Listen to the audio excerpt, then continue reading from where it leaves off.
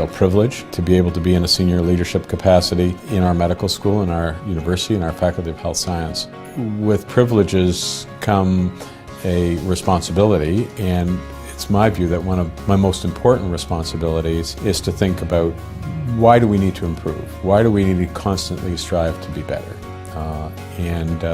I think perhaps that can be encapsulated in the dream that not only I have, but I think we all share, to create doctors, nurses, rehabilitation therapists who are not just as good as their teachers. Our dream is to create a cadre of healthcare professionals who are better than their teachers, who are more knowledgeable, more skilled than we ever dreamed they could be. That's our mission. That's why we need to work hard and strive to do better.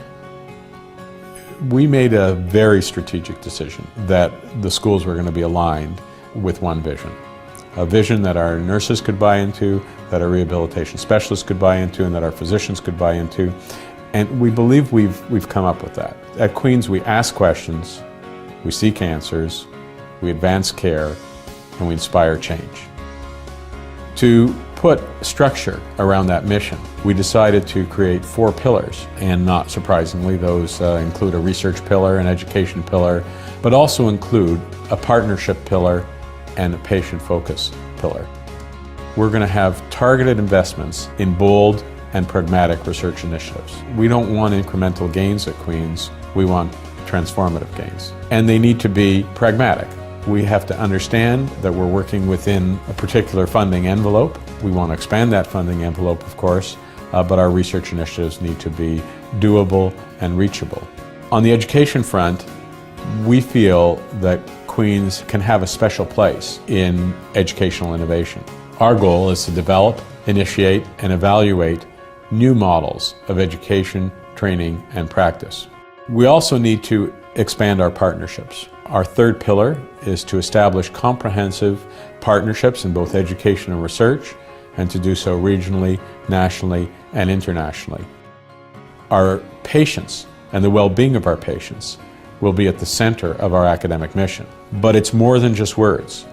That patient focus needs to guide everything we do, and the well-being of our patients is what this medical school is all about.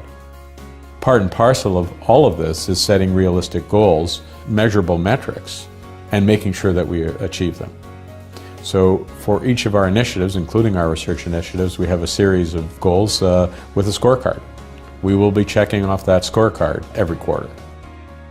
So what does this all mean for all of us? Well, I think it means something for everybody, and certainly including myself, and I think everybody who's part of this faculty. Each time we take on a new initiative, it's important that we understand, is it part of our plan? It's really important, if we're going to succeed, that we keep focused. That's where a strategic plan will help, I think, all of us as a collective. I think it will act as a bit of a compass for each individual in terms of their understanding of their role. The strategic plan will help each individual understand how they personally align with the direction in which we're heading.